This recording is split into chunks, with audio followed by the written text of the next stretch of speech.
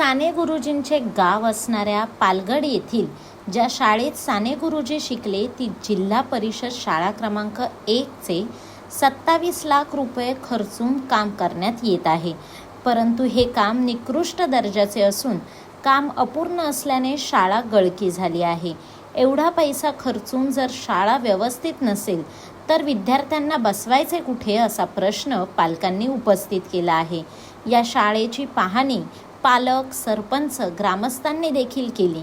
यामुळे शाळेच्या पहिल्या दिवशी नवगतांचे स्वागत कुठे करणार, पावसात का, असा प्रश्न देखील पालकांनी विचारला आहे. पहिल्या दिवशी विद्यार्थी वर्गात व्यवस्थित बसू शकत नसल्याने पालकांमधून तीव्र संताप व्यक्त होत आहे. आता मुलांना पूज्य साने गुरुजी इंग्लिश मीडियमच्या शाळेत एका वर्गामध्ये इयत्ता 1ली ते 4थीच्या विद्यार्थ्यांना बसवले आहे. एवढा पैसा खर्च करून जर इमारत व्यवस्थित नसेल तर काय उपयोग, असा प्रश्न ग्रामस्थांमध्ये उपस्थित झाला आहे. साने गुरुजींच्या शाळेची जर ही अवस्था असेल तर इतर शाळेंचा विचार न केलेलाच बरा. 16 जून जिल्हा परिषद शाळा पालगड नंबर 1मध्ये आज शाळेचा पहिला दिवस. पण अशी अवस्था आहे शाळेची की मुलांना बसायला जागा नाही आहे. शाळेचं काम चालू आहे मार्चपासून.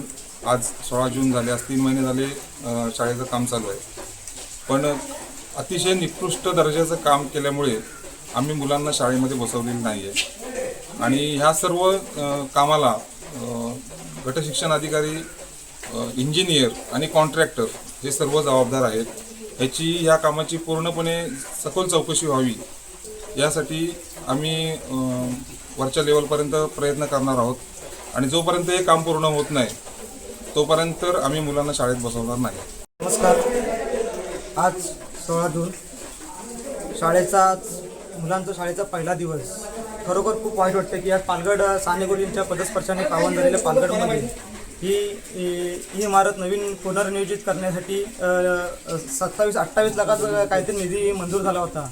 परंतु इथल्या या कामाचे ठेकेदार, इंजिनियर, गटशिक्षण अधिकारी यांच्या दुर्लक्षतेमुळे या संपूर्ण कामाची पाहणी केली असता काम अतिशय निकृष्ट दर्जाचं झालं आहे असं निदर्शनास आले आहे.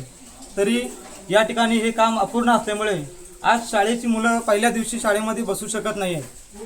त्यामुळे लवकरात लवकर या जे अधिकारी असतील किंवा कॉन्ट्रॅक्टर असेल किंवा जे प्रतिनिधी असतील त्यांच्यावरती कारवाई होऊन या कामाची सखोल चौकशी झाल्याशिवाय किंवा या कामावरती हे काम पुनर्नियोजित झाल्याशिवाय या इमारतीमध्ये पालक म्हणून आम्ही आज इथे मुलांना न बसवण्याचा निर्णय घेतलेला आहे. आज आपण इथे साने गुरुजींच्या शिक्षण झालं त्या शाळेमध्ये उभे आहोत.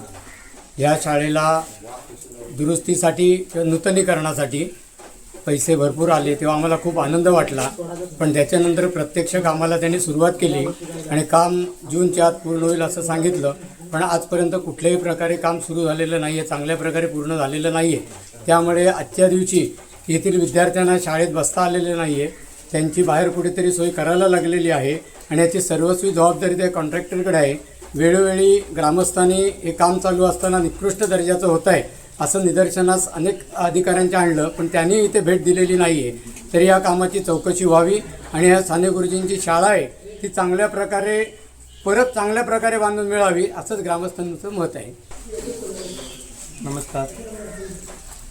मी पालगडचं ग्रामस्थ म्हणून मी आज पालगडच्या शाळेला भेट दिली. तर आपण सर्व ग्रामस्थांनी आज काल आम्ही आंदोलन करून काल ह्या शाळेचं काम निकृष्ट दर्जाचं झालेलं आहे असं सर्व ग्रामस्थांच्या लक्षात आलं. आणि सर्व ग्रामस्थ आक्रमक झालेले असताना इंजिनियरनी त्याच्याकडे पूर्ण दुर्लक्ष केलं आणि ह्या दुर्लक्ष कारणाने आज शाळा पूर्ण नादुरुस्त असे काम झालेलं आहे.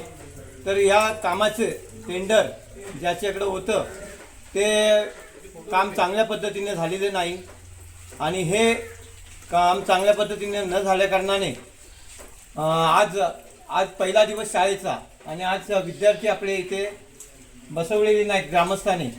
तर हे असं काम त्याचं झालेलं आहे.